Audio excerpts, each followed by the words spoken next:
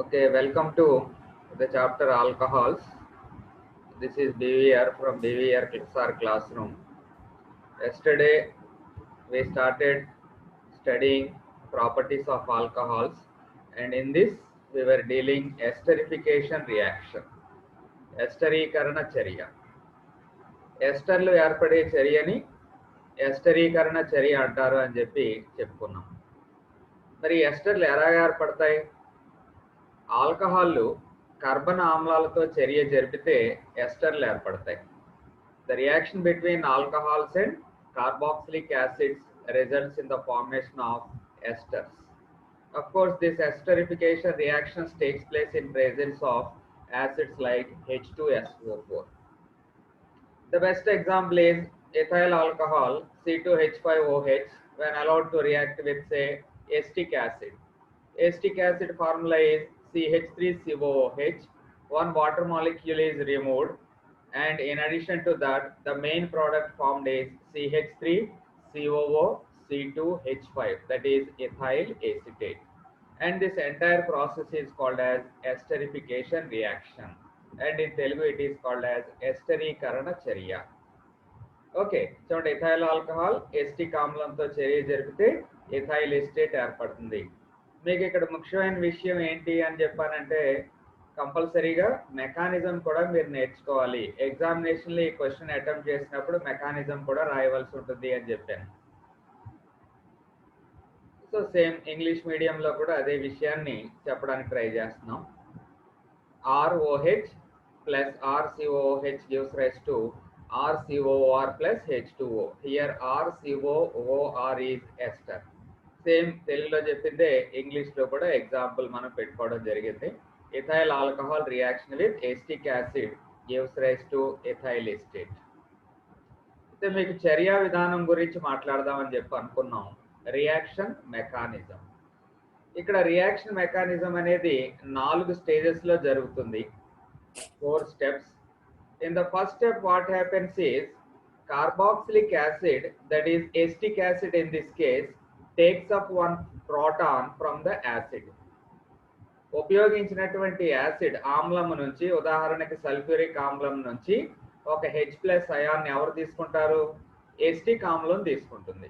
అలా ఎస్టిక్ ఆమ్లం తీసుకున్న తర్వాత ఇదిగో ఈ రకమైనటువంటి సమ్మేళనం ఏర్పడుతుంది. ఇది మధ్యస్థం. ఇక్కడ కార్బన్ మీద ఏమో పాజిటివ్ ఛార్జ్ ఉంటుంది. రెండవ దశలో ఏం జరుగుతుంది అని అడిగితే, న్యూక్లియోఫిలిక్ స్వభావం గల ఇథైల్ ఆల్కహాల్ C2H5OH ముందుగా ఏర్పడినటువంటి ఈ సమూహం మీద దాడి చేస్తుంది. అలా దాడి చేసినప్పుడు ఏం జరుగుతుంది అంటే, ఈ ఆక్సిజన్ కి కార్బన్ కి మధ్య బంధం ఏర్పడుతుంది. ఇక్కడ ఉన్నటువంటి పాజిటివ్ ఛార్జ్ ఏమో ఆక్సిజన్ మీదకి షిఫ్ట్ అవుతుంది. అలా షిఫ్ట్ అవడం వల్ల ఇక్కడ చూడండి, చాలా క్లియర్ గా కనిపిస్తుంది మీకు. కార్బన్ కి ఆక్సిజన్ కి మధ్య ఏమో ఒక బాండ్ ఫామ్ అయింది. ఇక్కడేమో పాజిటివ్ ఛార్జ్ వచ్చి ఆక్సిజన్ మీదకి చేరింది. Okay, that is the second stage. Third stage లో ఏం జరుగుతుంది అని రాయాలి అంటే, ఇంగ్లీష్ మీడియం వాళ్ళు అయితే ట్రాన్స్ఫర్ ఆఫ్ ప్రోటాన్ అని రాస్తారు. హైడ్రోజన్ అయాను బదిలీ అగుట. ట్రాన్స్ఫర్ ఆఫ్ ప్రోటాన్ అని రాసినా పర్వాలేదు, ట్రాన్స్ఫర్ ఆఫ్ హైడ్రోజన్ అయాన్ అని రాసినా పర్వాలేదు, రెండు ఒకటే మీనింగ్. ఇక్కడ ఉన్నటువంటి H+ మాత్రమే ఇక్కడికి బదిలీ అవుతుంది, అది గుర్తుంచుకోండి. యారో మార్క్ మీకు కావాలనుకుంటే కొంచెం పైకి జరిపి రాసుకోండి. H+ అయాన్ బదిలీ అవుతుంది. అంటే ఈ పాజిటివ్ ఛార్జ్ని ఎవరు పట్టుకెళ్తారంటే, ఈ H ఏమో తీసుకుని దీని దగ్గరికి వెళ్ళిపోతుంది. అప్పుడు ఈ రకమైనటువంటి సమూహం వస్తుంది. అంటే H2O మీదేమో పాజిటివ్ ఛార్జ్ ఉంటుంది. నెక్స్ట్ స్టెప్ లో, అంటే ఆఖరి స్టెప్ అయినటువంటి ఈ 4వ దశలో జరిగేది ఏంటి అంటే, ఒక పక్క నుంచి ఏమో వాటర్ మాలిక్యూల్ అంటే H2O అణువు బయటికి వెళ్ళిపోతుంది. ఇది ఈ H2O అదే రకంగా బయటికి వెళ్ళిపోవడం జరుగుతుంది. ఓన్లీ H2O మాత్రమే వెళ్తుంది, అది పాజిటివ్ ఛార్జ్ని తీసుకు వెళ్ళదు. కాబట్టి పాజిటివ్ ఛార్జ్ ఏమో ముందుగా కార్బన్ మీదకి, ఆ తర్వాత ఆక్సిజన్ మీదకి బదిలీ అయ్యి లాస్ట్కి ఇక్కడ H ఏదైతే ఉందో H+ రూపంలో బదిలీ అవుతుంది. H+ రూపంలో అది బయటికి వెళ్ళిపోతుంది. H+ is removed in this particular case. Then what happens is, ఇక్కడ ఉన్నటువంటి బాండ్ ఉంది కదా, ఈ బాండ్ ఏమో ఇక్కడికి షిఫ్ట్ అయితే ఒక డబుల్ బాండ్ గా మార్పు చెందుతుంది. కార్బన్ కి ఆక్సిజన్ కి మధ్య డబుల్ బాండ్ వస్తుంది. అప్పుడు ఫైనల్ గా వచ్చే ప్రోడక్ట్ చూడండి CH3 single bond, C double bond O, మళ్ళీ కార్బన్ పక్కనేమో single bond O single bond C2H5. దీన్నే మనం ఇథైల్ ఎసిటేట్ అని చెప్పి అంటాం. ఇక ఇక్కడ ఏదైతే H2O ఎలిమినేట్ అయిందో ఆ H2O ఫైనల్ గా మనకి ఇక్కడ కనపడుతుంది. ఇక్కడ రిమూవ్ అయినటువంటి H+ అయాన్ ఏమో మనం లాస్ట్ లో H+ అయాన్ రూపంలో ఇక్కడ చూపించుకుంటున్నాం. సో ఈ రకంగా మొత్తం ఈ ఎస్టరిఫికేషన్ రియాక్షన్ ఏదైతే ఉందో it is completed in 4 steps. So you have to mention all the 4 steps. Another important point may be relevant or irrelevant at this point. The reverse of this particular reaction is called as ester hydrolysis. ఈ చర్యను ఏమని పిలిచేవాడు students? దీన్నేమో ఎస్టరీకరణ చర్య అన్నాం. దీనికి వ్యతిరేక చర్య అంటే reverse reaction. Reverse reaction అంటే ఎస్టర్ నీటితో జల విశ్లేషణం చెందే చర్యను ఎస్టర్ల జల విశ్లేషణ చర్య అంటాం. మనకు అది కూడా ఎక్కడో వస్తుంది లాస్ట్ చాప్టర్లో, దాన్ని కూడా మీరు స్టడీ చేస్తారు.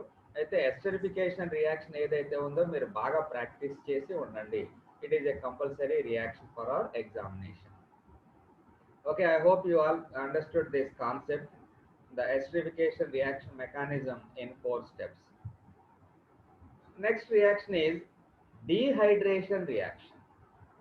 Nirjalikarana charya. Dehydration. What is the meaning of dehydration? Means the removal of water molecule is called as dehydration. నీటి అణువును తొలగించే చర్యను నిర్జలీకరణ చర్య అని చెప్పి పిలుస్తాం. ఈ నిర్జలీకరణ చర్యలో జరిగేది ఏంటి అంటే ఒక కార్బన్ మీద నుంచి ఏమో OH తొలగించబడుతుంది, ఆ పక్కన ఉన్నటువంటి కార్బన్ మీద నుంచి ఏమో H తొలగించబడుతుంది. ఇలా పక్క కార్బన్ మీద OH H తొలగించబడడం వలన H2O అణువు బయటికి వెళ్ళిపోతుంది. H2O అణువు తొలగించబడింది కాబట్టి ఈ చర్యను ఏమని పిలుస్తాం? నిర్జలీకరణ చర్య అంటాం, లేదా dehydration reaction. What is important here is, since we are removing water molecule, the reagent which can be used for this particular purpose may be concentrated H2SO4, or sometimes even phosphoric acid can be used, or sometimes even catalyst like alumina can be used, or anhydrous ZnCl2 type of substances can also be used for this dehydration reaction. అయితే ఇక్కడ ముఖ్యమైన విషయం ఏంటంటే ఈ నిర్జలీకరణ చర్య ఏదైతే ఉందో ఇది ఉష్ణోగ్రత మీద కూడా ఆధారపడి ఉంటుంది, temperature dependent. For example, ethyl alcohol ని కాన్సన్ట్రేటెడ్ H2SO4 తో 170 degrees C దగ్గర కానీ వేడి చేశారనుకోండి, అప్పుడు ఏం జరుగుతుంది అంటే వాటర్ మాలిక్యూల్స్ తొలగించబడి CH2 double bond CH2 formula ఉన్నటువంటి ఇథిలిన్ ఏర్పడుతుంది. అంటే ఏం పోయింది ఇక్కడ బయటికి? H2O మాలిక్యూల్ బయటికి వెళ్ళిపోయింది. H2O ఎక్కడి నుంచి వెళ్ళింది బయటికి అంటే ఫస్ట్ కార్బన్ మీద ఉన్నటువంటి OH, సెకండ్ కార్బన్ మీద ఉన్నటువంటి H రెండు కలిపి బయట తొలగించబడి ఉన్నది, H2O ఏర్పడింది. కంపల్సరీ టెంపరేచర్ మీరు మెన్షన్ చేయాలండి. ఒకవేళ మీరు K అంటే అబ్సల్యూట్ టెంపరేచర్ లో కానీ రిప్రజెంట్ చేయాలంటే దీనికి 273 యాడ్ చేసుకుని రాయవలసి ఉంటుంది, లేకపోతే ఇలా 170 degrees రాసినా కానీ ఇబ్బంది ఏమీ లేదు. ఓకే, ఇప్పుడే మీకు చెప్పాను ఈ రియాక్షన్ అంతా కూడా టెంపరేచర్ డిపెండెంట్ అని, అంటే ఉష్ణోగ్రత మీద ఆధారపడి ఉంటుంది. మరి ఇదే చర్యని సేమ్ అంటే ఇథైల్ ఆల్కహాల్ ఏమో అధిక మొత్తంలో తీసుకుని, అంటే large volume of ethyl alcohol reacted with concentrated H2SO4, but there is a change in temperature. What is the change in temperature? Means 140 degrees centigrade instead of 170 degrees centigrade. Then what happens is diethyl ether is formed. So here alkene is not formed. Instead of alkene, when the temperature is decreased, then the product obtained is diethyl ether. I hope you remember another method for the preparation of diethyl ether. Yesterday we discussed about that is Williamson synthesis. Don't forget that reaction also. If you want, you can remember this reaction also, that is preparation of ether, diethyl ether particularly. from ethyl alcohol by heating with concentrated H2SO4 at a temperature of 140 degrees centigrade. Though it is not given, if you are interested, if the reaction is carried out at 110 degrees centigrade, then it results in the formation of ethyl hydrogen sulfate.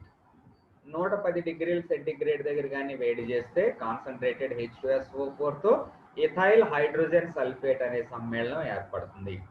ఇవన్నీ మొత్తం మనకి alcohols ఇచ్చేటటువంటి రియాక్షన్సే, ఏది వదిలేయలేం, అన్నీ కూడా practice చేయాల్సిందే. చూడండి, ఇదే ఇంగ్లీష్లో మళ్ళీ రాయడం జరిగింది. ఇంగ్లీష్ మీడియం వాళ్ళు మాకు సపరేట్గా కావాలని అడుగుతున్నారు కాబట్టి రెండు కూడా ఇంక్లూడ్ చేశాను. అయితే ఇంగ్లీష్ మీడియం వాళ్ళు అయినా కానీ తెలుగు మీడియం కూడా అప్పుడప్పుడు చూస్తూ ఉండండి, ఎందుకంటే మనకి మాతృభాష తెలుగు కాబట్టి తెలుగు ఈజీగా అర్థం అవుతుంది. సో ఇంగ్లీష్ మీడియం వాళ్ళకి సేమ్ ఇందాక రాసినటువంటి రియాక్షనే మళ్ళీ నోట్ చేయడం జరిగింది.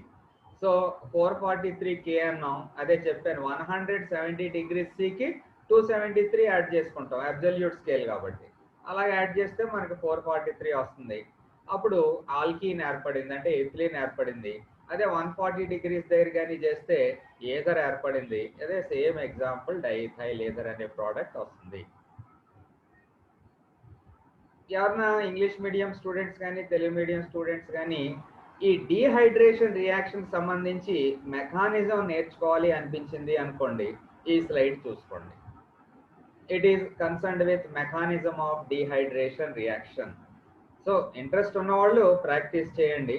ఈ మెకానిజం ఏం జరుగుతుందో చూడాలి అంటే నేను బ్రీఫ్గా చెప్తాను. Formation of protonated alcohol. Protonated alcohol అనగా ఆల్కహాల్కి H+ అయాన్ వచ్చి చేరుతుంది. ఈ H+ అయాన్ ఎక్కడి నుంచి వచ్చింది అంటే ఇందాక గాఢ సల్ఫ్యూరిక్ ఆమ్లం ఉపయోగించాం కదా, గాఢ సల్ఫ్యూరిక్ ఆమ్లం నుంచేమో H+ అయాన్ వస్తుంది. అదేమో ఎథనాల్తో కానీ కలిస్తే ఏర్పడేదాన్ని మనం ఏమని పిలుస్తాం అంటే ప్రోటోనేటెడ్ ఆల్కహాల్ అని చెప్పి పిలుస్తాం, లేదా ఇథైల్ ఆక్సోనియం అయాన్ అని చెప్పి పిలుస్తాం. ఆ విధంగా ఇథైల్ ఆక్సోనియం అయాన్ ఏర్పడిన తర్వాత రెండో దశలో ఏం జరుగుతుందంటే, యారో మార్క్తో చూపిస్తున్నానమ్మా మీకు, ఇక్కడ చూడండి కర్సర్, ఇది ఎలా బయటకు వెళ్ళిపోద్ది, H2O రూపంలో బయటకు వెళ్ళిపోతుంది. కానీ అది వెళ్ళేటప్పుడు ప్లస్ని పట్టుకెళ్ళదు, ప్లస్ని ఇక్కడ ఇచ్చేసి ఓన్లీ H2O మాత్రమే బయటకు వెళ్ళిపోతుంది. సో ఫార్మేషన్ ఆఫ్ కార్బోకాటయాన్ అంటాం. ఆ H2O బయటకు వెళ్ళిపోతే C మీద ఏమొస్తుందంటే ప్లస్ వస్తుంది. మరి ప్లస్ ఎప్పుడైతే ఉందో అంటే ఆవేశం ఉంది కాబట్టి ఈ గ్రూప్ కార్బోకాటయాన్ అంటాం మనం దీన్ని. ఈ కార్బోకాటయాన్ అనేది అస్థిరతను ప్రదర్శిస్తుంది. అంటే దేంతో అన్న అంటే ఒక న్యూక్లియోఫైల్తో అన్నా కలాలి, లేదా ఒక H+ నన్నా కోల్పోవాలి. ఇక్కడ H+ కోల్పోవడానికి ఎక్కువ అవకాశం ఉంది కాబట్టి ఇంకో ఇక్కడ చూడండి, ఈ H బయటకు పోతుంది అని చెప్పి మనం చూపిస్తున్నాం. ఆ H+ బయటకు వెళ్ళిపోతే ఈ బాండ్ అయితే ఏదైతే ఉందో ఇక్కడ కార్బన్కి కార్బన్కి మధ్య వచ్చి చేరుతుంది, అప్పుడేమో డబుల్ బాండ్ వచ్చేస్తుంది. అలాగే H+ అయాన్ రిలీజ్ అయిపోయింది బయటికి. సో ఈ విధంగా ఒక ఆల్కహాల్ నుంచి ఈథీన్ అంటే ఆల్కీన్ ఏ రకంగా ఏర్పడుతుంది అనే దాన్ని 3 స్టెప్స్లో ఎక్స్ప్లెయిన్ చేసాం. ఇంట్రెస్ట్ ఉన్న వాళ్ళు దీన్ని కూడా ప్రాక్టీస్ చేయండి. ఒకవేళ ఎగ్జామ్లో అడిగారు అనుకోండి, ఓకే చాయిస్ ఎక్కువే ఉంది కానీ అయినా కానీ పర్ఫెక్ట్గా ఆర్గానిక్ కెమిస్ట్రీ నేర్చుకుంటాం అనుకునే వాళ్ళకి ఎలాంటి రియాక్షన్స్ కూడా వదలకుండా ప్రాక్టీస్ చేస్తే అడ్వాంటేజ్ ఉంటుంది. సో కంపల్సరీ చూడండి, ఒకసారి చేయగలిగితే మీరు చేయండి. ఈజీయే, 3 స్టెప్స్లో ఉంది. ఫస్ట్ స్టెప్లోనేమో H+ వస్తుంది, అప్పుడు ఆక్సోనియం అయాన్ ఏర్పడింది. సెకండ్ స్టెప్లో నీటి అణువు పోయింది కాబట్టి కార్బోకాటయాన్ వచ్చింది. థర్డ్ స్టెప్లోనేమో H+ అయాన్ వెళ్ళిపోతుంది, ఫైనల్గా ఆల్కీన్ వస్తుంది. అది కంప్లీట్ రియాక్షన్.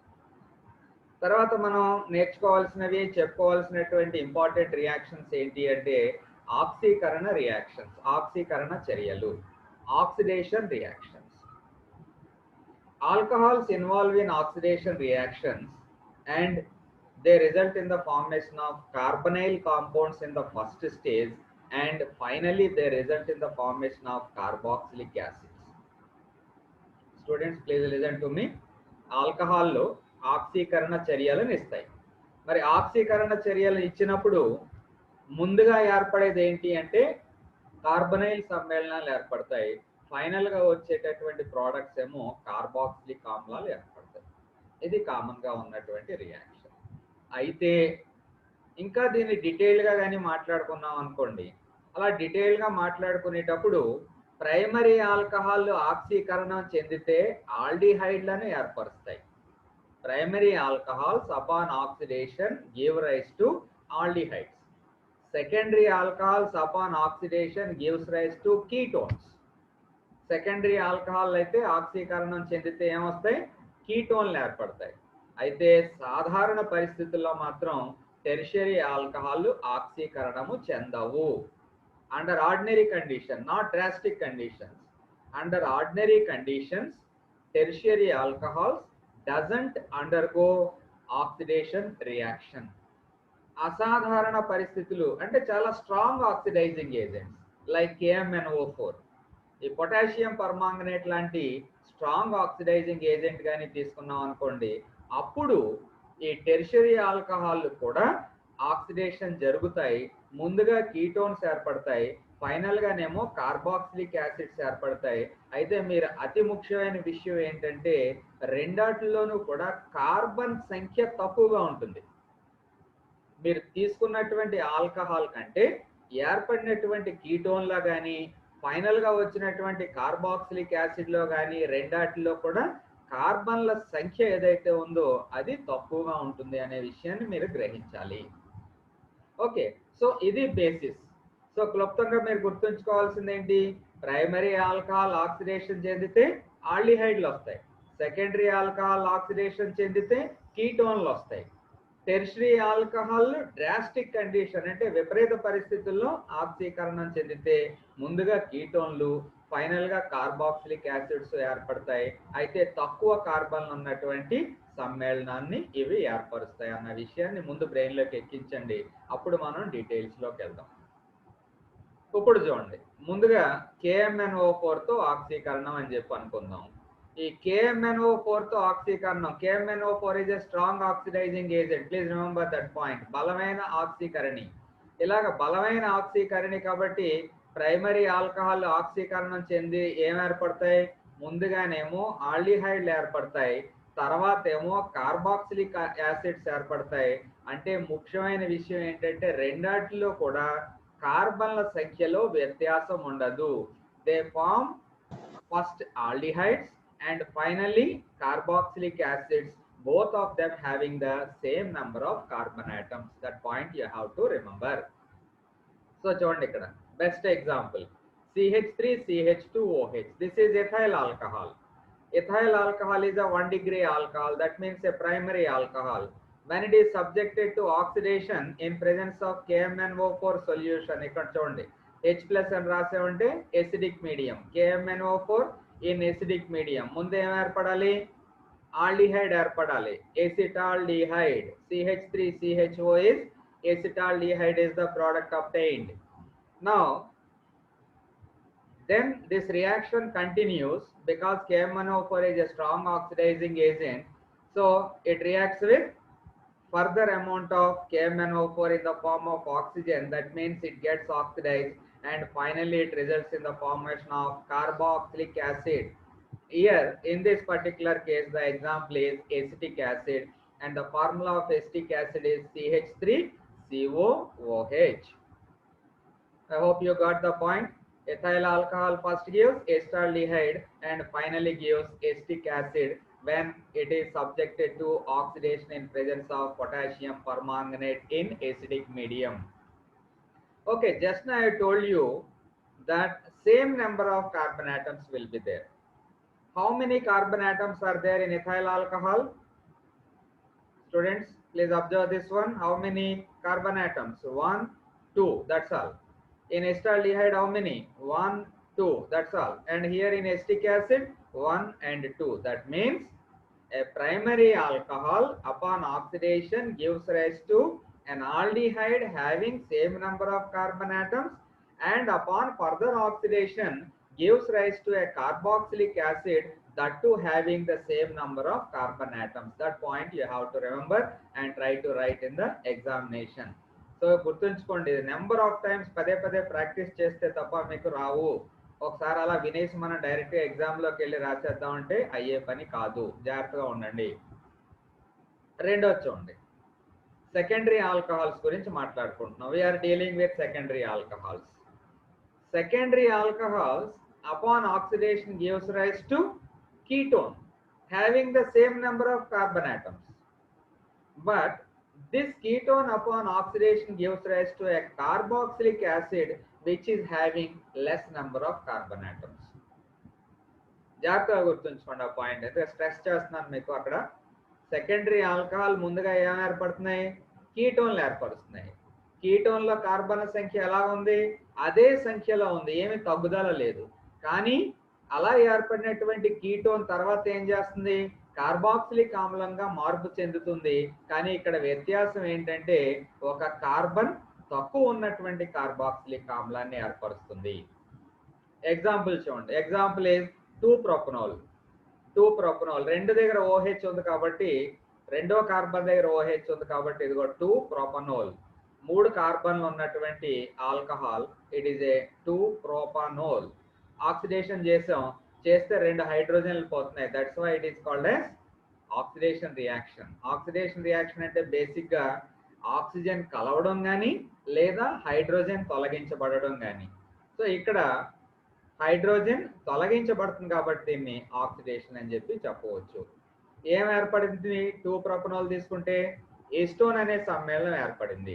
ఈ ఎస్టోన్ అనే సమ్మేళనంలో చూడండి ఎన్ని కార్బన్ ఆటమ్స్ ఉన్నాయో.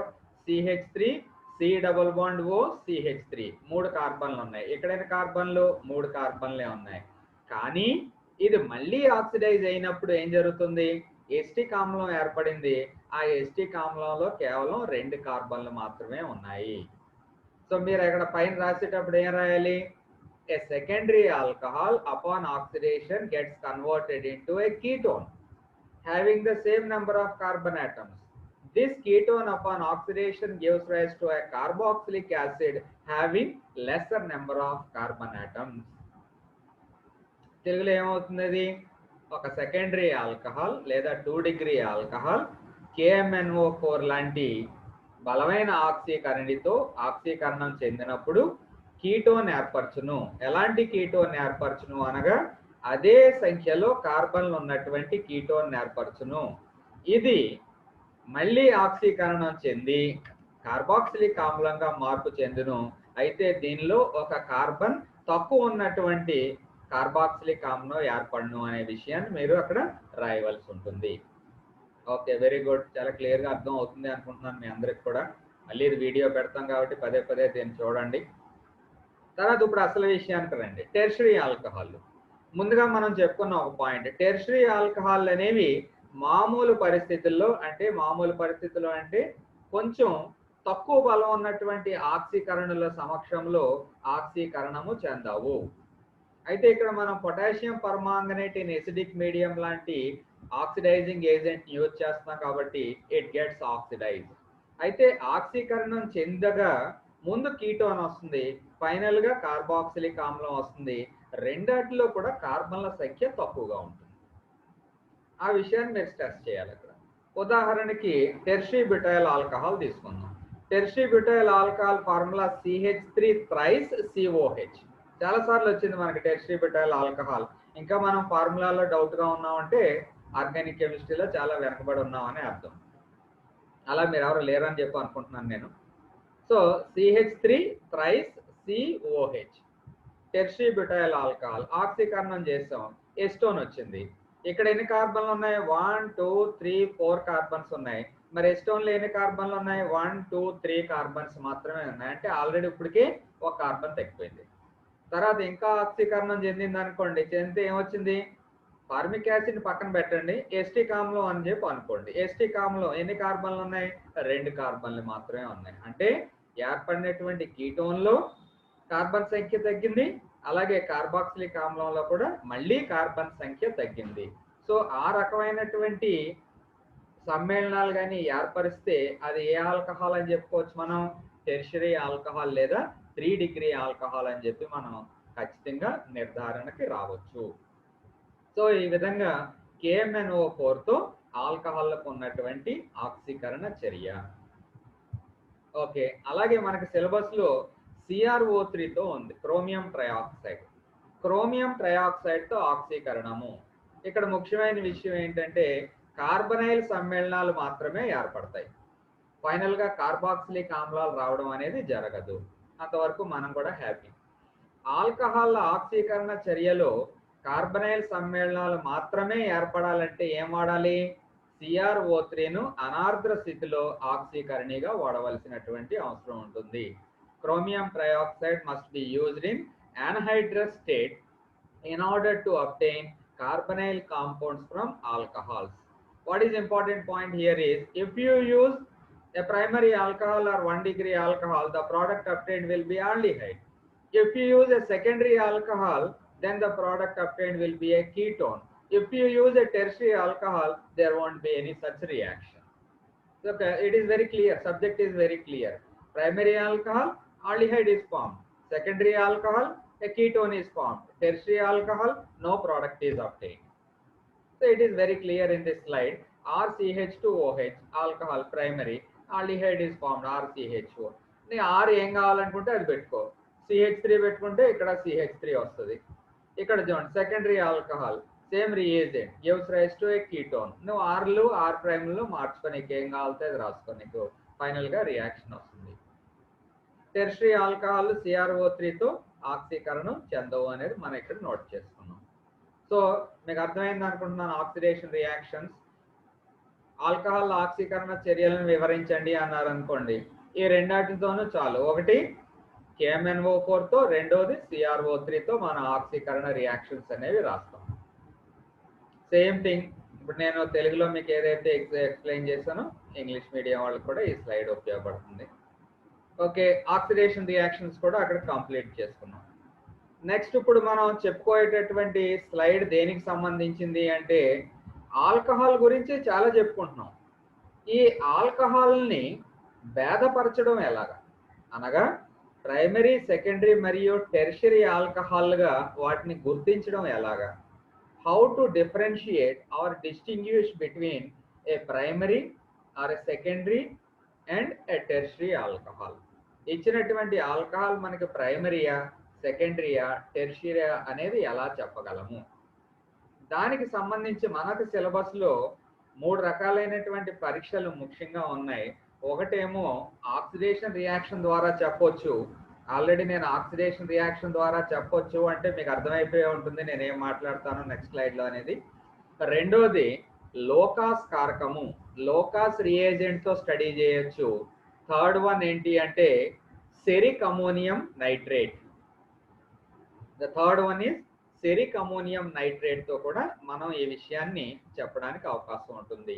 ఏంటంటే ప్రైమరీ, సెకండరీ మరియు టెర్షరీ ఆల్కహాల్ అని గుర్తించడానికి కావాల్సింది ఒకటి ఆక్సిడేషన్ రియాక్షన్, రెండోది Lucas reagent, third one is ceric ammonium nitrate.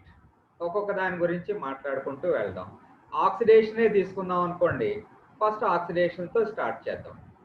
ఇందాక చెప్పిన స్లైడ్లే మళ్ళీ రిపీట్ అవుతున్నాయి. ఒక ప్రైమరీ ఆల్కహాల్ కానీ తీసుకుంటే ప్రైమరీ ఆల్కహాల్ ముందు ఆక్సిడేషన్ చేస్తేనేమో ఆల్డిహైడ్ వస్తుంది, ఫైనల్ గానేమో కార్బాక్సిలిక్ యాసిడ్ వస్తుంది. ఏర్పడినటువంటి ఆల్డిహైడ్ లేదా కార్బాక్సిలిక్ యాసిడ్ లో ఆల్కహాల్లో ఎన్నైతే కార్బన్లు ఉన్నాయో అన్నే కార్బన్లు దీనిలో కూడా ఉన్నాయి లేదా ఉంటాయి అని ఆల్రెడీ మనం చెప్పేసుకున్నాం. సో అదే విషయాన్ని మళ్ళీ ఇక్కడ రిపీట్ చేస్తాం, ఎందుకంటే ఆ క్వశ్చన్ వేరు ఈ క్వశ్చన్ వేరు, కానీ ఆన్సర్ మాత్రం అదే ఉంటుంది. ఓకే, అదే సెకండరీ ఆల్కహాల్ తీసుకుంటే ఏం జరుగుతుంది, ఇందాక ఎక్స్ప్లెయిన్ చేసినట్టు దాన్ని మళ్ళీ మీరు ఒకసారి రివైజ్ చేసుకోండి. ఉదాహరణకి 2-ప్రొపనాల్తో ఎక్స్ప్లెయిన్ చేశాను మీకు ఇందాక.